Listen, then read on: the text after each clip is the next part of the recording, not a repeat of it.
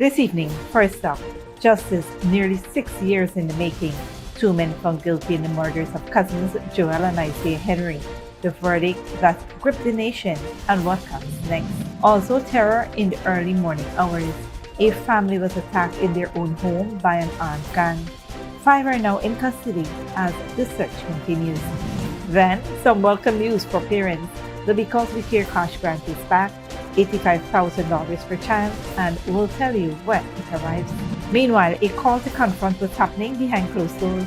The Minister of Human Services and Social Security is urging a national conversation on abuse and family violence.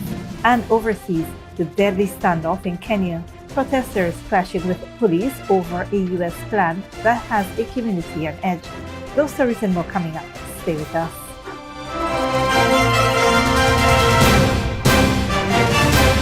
Welcome to this broadcast of Channel 2's Headline News Update for June 10th, 2026. I'm Bibi Bacchus. Thank you for joining us. First up, a 49-year-old self-employed man, his wife and 2 daughters were terrorized in a violent home invasion at Plantation Good Hope, East Coast of Marara in the early hours of Monday, June 8th, around 3:45 a.m. According to police, approximately 7 masked males arrived at the premises armed with firearms, cutlasses, and knives. After striking the front door and firing what are suspected to be gunshots, the gang forced their way inside. The victim and his wife were assaulted during the ordeal, and one of their daughters was also struck.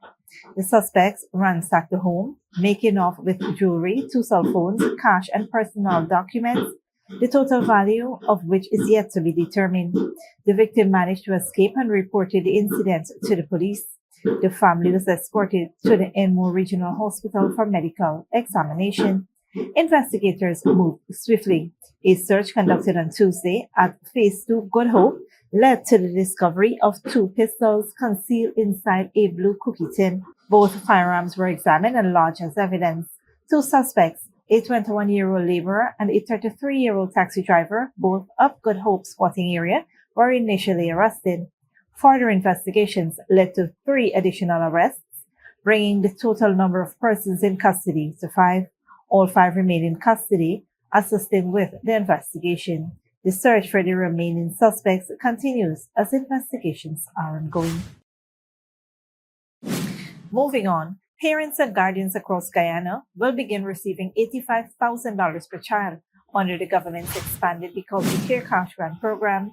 From June 29, Minister of Education Sonia Parag has announced the distribution will take place in all 10 administrative regions and will benefit children enrolled in both public and private schools. And it's that time of the year again.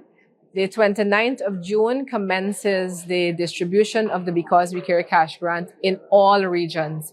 And that is going to now be at $85,000 because here's what. We had promised to increase the Because We Care cash grant. So that's being increased from where it was left at $50,000 in 2025 to $60,000 now, plus the uniform grant of $5,000. So that's $65,000, and introducing a new transportation grant, which we also committed to the people of Guyana in 2025. And that is being added to the $65,000. So it will be $85,000 per a child registered in the school system. So that is beginning and commencing on the 29th of June in all 10 administrative regions across the country. The minister noted that the program, which was restored in 2020, has been increased steadily over the past 6 years. She said the latest increase fulfills a commitment made by the government during the 2025 election campaign to provide additional support to families. According to the Education Minister, the cash grant initiative forms part of the government's broader effort to reduce the financial burden on parents while ensuring that children have access to quality education. The grant is expected to assist families with school-related expenses, including transportation, uniforms, supplies, and other educational needs as students prepare for the new academic year. Government officials says the program remains one of the largest education support initiatives in the country, providing direct financial assistance to thousands of households nationwide. On a different note, Nearly 6 years after the gruesome murders of cousins Joel and Isaiah Henry shocked Guyana and sparked widespread unrest across West Coast Berbice, a 12-member jury has found Anil Sanchara and Vinod Gopal guilty of the killings. The verdict was delivered on Tuesday in the Berbice High Court before Justice Simone Morris Ramlal, following more than 5 weeks of testimony and evidence. The jury returned guilty verdicts on 2 counts of murder against both men after deliberating for approximately 2 hours. Sanchara of the Edward Village, West Coast Berbice, and Gopal of Yakasari Blackbush Polder Quarantine were on trial for the September 2020 murders of the 16-year-old Isaiah Henry and 19-year-old Joel Henry, whose mutilated bodies were discovered in the Cotton Tree Backlands. A key witness for the prosecution, Akash Singh, testified that he accompanied the accused men to a marijuana farm in the Backlands and witnessed the fatal attack on the 2 teenagers after a confrontation over crops that had been allegedly destroyed. Singh told the court that the cousins were repeatedly chopped with cutlasses and that he was later forced to assist in disposing of evidence. The court also heard medical evidence from pathologist Dr. Nihal Singh, who detailed the extensive injuries sustained by the victims, including multiple chop wounds and severe trauma. Throughout the trial, both accused men maintained their innocence and rejected allegations against them. The murder of the Henry cousins triggered national outrage in 2020, leading to protests and call for justice across the country. Following the guilty verdict, Justice Maurice Ramlal ordered probation and psychological reports to be prepared ahead of the sentencing. The matter is scheduled to return to court on June 26, when the 2 men are expected to be sentenced. Stick around when we return. 2 farm village men charged in ongoing probe into rifle discovery, and national dialogue needed on family violence and dysfunction, Minister Prasad.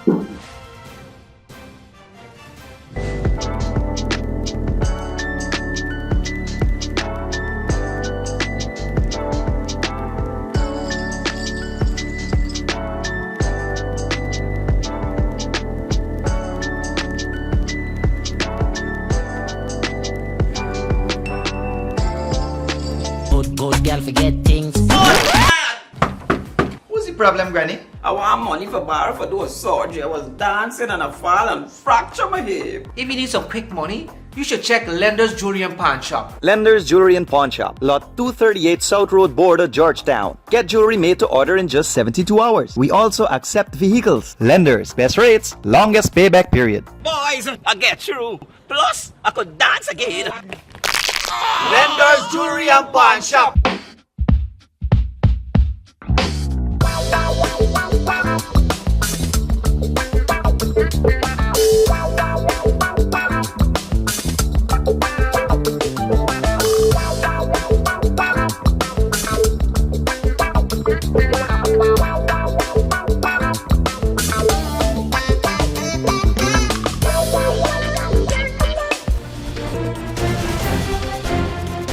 Welcome back.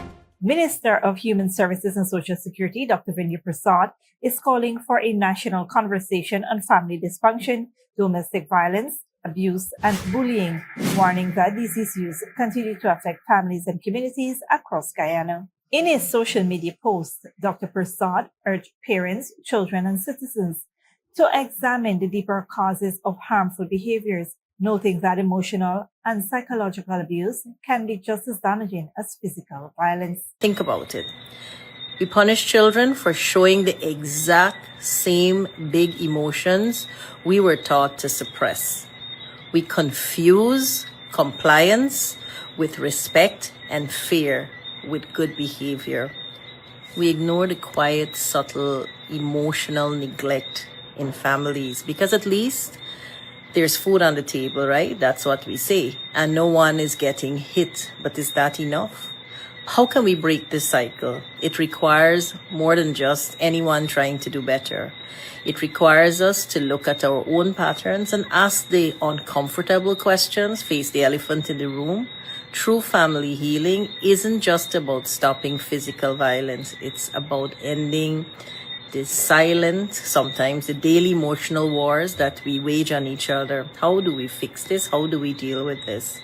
Dr. Prasad highlighted several support services offered by the Ministry of Human Services and Social Security, including parenting programs, family enhancement services, the Child Care and Protection Agency, and the Probation and Social Services Department. We have parenting programs, we have parenting classes, and I want to encourage parents to reach out to us if they feel overwhelmed. How do we address this? Well, we have the Family Enhancement Service, where we work with young people and their families. We have the Child Protection Agency, where we do the same. We have the probation program, where we do the same. So the point is, we have these services, but I still believe while we have these services and we are 100%, 1,000% ready to support, we need to really, really face what's happening there and ask the hard questions, because this thing goes deeper. While acknowledging the government's efforts, the minister said official programs alone cannot solve the problem. She emphasized that meaningful change will require collective action and honest discussions involving families, communities, and stakeholders nationwide. The minister maintained that addressing family violence and dysfunction must become a national priority, as the well-being of individuals, families, and communities depends on finding lasting solutions to these social issues. Dr. Prasad also announced plans to take the conversation directly to communities across the country, beginning with engagements in Region 2 later this week. She said the conversation will continue in other regions as part of a broader effort to better understand the challenges families face and identify practical solutions. In other news, a 21-year-old man from Farm Village, East Bank, Demerara, has been charged with the unlawful possession of a firearm without a license, as investigations continue into the discovery of 10 AK-47 rifles. Gregory Prasad appeared before Magistrate Delon Bess at the Diamond Magistrates Court on Monday, where the charge was read to him. He pleaded not guilty and was granted $400,000 bail. Prasad was also ordered to report to the police every Friday, with the matter adjourned to July 3, 2026. Additionally, Prasad and 33-year-old Antonio Alonzo Lowry, both of Farm Village, have also been jointly charged with conspiracy to commit a felony. The two appeared before Magistrate Rondell Weaver at the Wales Magistrates Court, where they both pleaded not guilty. Bail was refused in that matter, and both men were remanded to prison. The case has been adjourned to July 29, 2026. According to the Ghana Police Force, the charges were laid following legal advice received from the police legal advisor as part of the ongoing investigation into the discovery of 10 AK-47 rifles on May 22, 2026. Authorities said Prasad was additionally charged in relation to possession of a firearm magazine, while Lowry and Prasad were jointly implicated in the alleged conspiracy. The police have confirmed that the investigation remains active as they continue to pursue other suspects and examine the circumstances surrounding the discovery of the firearms. Further updates are expected as the case progresses through the courts. Don't go away after the break. Philippines earthquake survivors wait for news as aftershock hampers rescue efforts. And 108 Cuban nationals intercepted in Brazil's largest single smuggling rescue.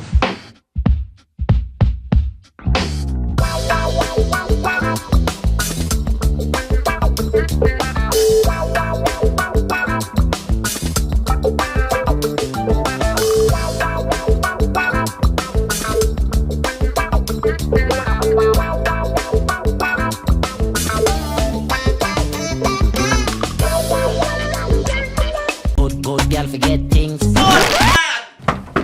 What's the problem, Granny? I want money for borrow for those surgery. I was dancing and I fall and fracture my hip. If you need some quick money, you should check Lender's Jewelry and Pawn Shop. Lender's Jewelry and Pawn Shop, Lot 238 South Road Border, Georgetown. Get jewelry made to order in just 72 hours. We also accept vehicles. Lenders, best rates, longest payback period. Boys, I get through. Plus, I could dance again.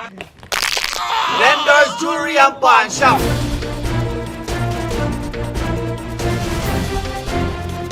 Welcome back. Now we take a look at what's happening in the region and around the world. Good evening, I'm Dominic Gittins tonight. Brazil rescues over 100 Cubans in one day, with Ghana cited as a key gateway. The Philippines counts its dead after a devastating 7.8 earthquake. Kenyan police fire on protesters for a second week.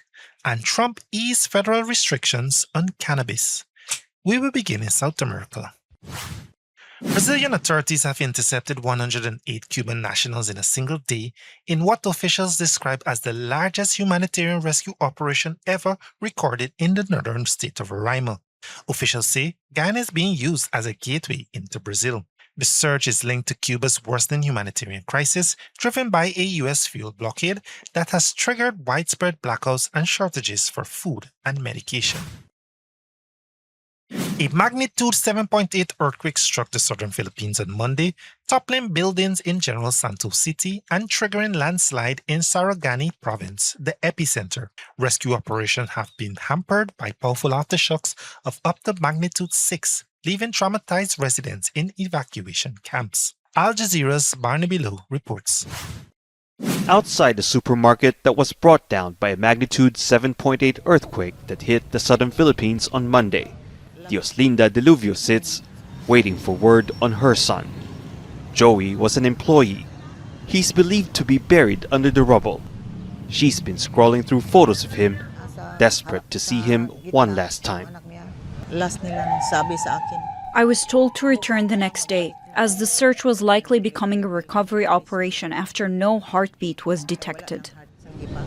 The grocery store was one of several buildings in General Santos City toppled by the tremor. Rescuers worked through the night on Monday to find survivors. But aftershocks, some of which were powerful magnitude 5 and 6 quakes, have been hampering efforts. They've also kept traumatized residents in evacuation camps and in open public spaces. We're afraid strong aftershocks could hit before we can get out, especially from the second floor. Hospitals, many still running on generators, have also been treating patients outside. Many are among hundreds injured in the earthquake. The government says restoring normal operations at hospitals is a priority. President Ferdinand Marcos Jr. has ordered the Department of Health and the Public Works Department to conclude the assessment of the structural integrity of hospital buildings as soon as possible, and for the Department of Energy to restore power. The earthquake also triggered landslides in the epicenter in Sarangani province. Authorities say they're fast-tracking road repairs so rescue and relief workers can reach affected areas, while state engineers check some 6,000 school buildings to allow students to return to class and to a semblance of normalcy. Barnaby Lowe, Al Jazeera, Manila. Kenyan police fired tear gas and used water cannons against protesters in Nanyuki for a second consecutive week, with rights groups reporting at least one person killed. Al Jazeera's Malcolm Webb reports. It was the second day of violence in Nanyuki since last week. Rights groups say at least one person was killed, but the protest began more peacefully. Demonstrators tried to march in the town centre against the government's decision to allow an American Ebola facility to open in the nearby military airbase. Kenya's President William Ruto says the deal includes US funding for Kenya's healthcare. No, that money is for Ruto himself only. Even SHA is not working. We are tired. It is not going to help us. How can Ebola help us? We are already struggling with cholera, with bilharzia, with TB. But now it's trying to, and even the social health authority is not functioning. Police said the protest was not allowed and tried to stop it with tear gas. Props were confiscated and demonstrators arrested. But that didn't stop outraged crowds gathering in the suburbs. Neither the protests nor a court ruling last week ordering the government to suspend the deal have stopped the Ebola facility's construction. Police are now using water cannon to end a standoff on this road. It's gone on for a couple of hours. The demonstrators are angry. They say they don't want Ebola in their town, so police have used tear gas, and now they're bringing in the riot trucks to try and clear the demonstrators who built a series of burning roadblocks down this street. People here have many grievances, including with the rising cost of living, corruption and poor public services. It didn't resonate when President Ruto said he couldn't decline the US request after decades of healthcare support. American resources, American taxpayers' resources have been used to support Kenyan health infrastructure. It would be most unfortunate if on one request by the Americans to set up a facility at their cost, we would refuse. It's the fourth consecutive year around this time that there have been anti-government protests in Kenya. In the town of Nanyuki, the American Ebola facility has been the trigger that's brought frustrated people to the streets once again. Malcolm Webb, Al Jazeera, Kenya. Donald Trump has reclassified FDA-approved cannabis products and state-licensed medical marijuana into Schedule 3 of the Controlled Substance Act. This removed it from Schedule 1, where it had previously been classified alongside heroin. Al Jazeera's Rory Chadlands reports. Wherever you are in Washington, D.C., you're never far away from that unmistakable smell of cannabis. People can buy it from dispensaries like this. It's smoked pretty openly in the streets. In 24 states around the US, cannabis is now legal for adult recreational use. In most other states and DC, there is access to some medicinal cannabis or products with reduced active ingredients. Only 2 states, Kansas and Idaho, have no legal marijuana program whatsoever. And yet, under federal law, it's still an illicit drug everywhere. So how come I could pop in here, I could buy some weed, I could come out, I could light it up, and I wouldn't get in any trouble? Because for years, US policymakers have told federal prosecutors to deprioritize cannabis enforcement. The Obama-era Cole Memorandum and the Rohrabacher-Blumenauer Amendment mean that the US Justice Department largely keeps its nose out of state cannabis laws, particularly medical marijuana programs. Trump has gone further still, reclassifying medical marijuana and approved products from the Schedule 1 category, which is used for drugs that don't have any accepted medical use, like heroin, to Schedule 3. That's for drugs that do have accepted medical use and lower risks of physical dependence, like ketamine. The facts compel the federal government to recognize that marijuana can be legitimate in terms of medical applications when carefully administered in some cases. This may include the use as a substitute for addictive and potentially lethal opioid painkillers, and they cause tremendous problems. This reclassification order will make it far easier to conduct marijuana-related medical research, allowing us to study benefits, potential dangers, and future treatments. So what does the public think? Well, a strong majority of Americans support the legalization of marijuana for medicinal purposes, and more than half support legalizing it for recreational use too. And that is the direction of travel. Trump is still no fan of recreational legalization, but the Justice Department and the Drug Enforcement Administration are fast-tracking the consideration of rescheduling cannabis completely. Rory Challens, Al Jazeera in Washington, D.C. Thanks, Dominic. This brings us to the end of our regional and global news coverage. Up next is the 3-minute forecast.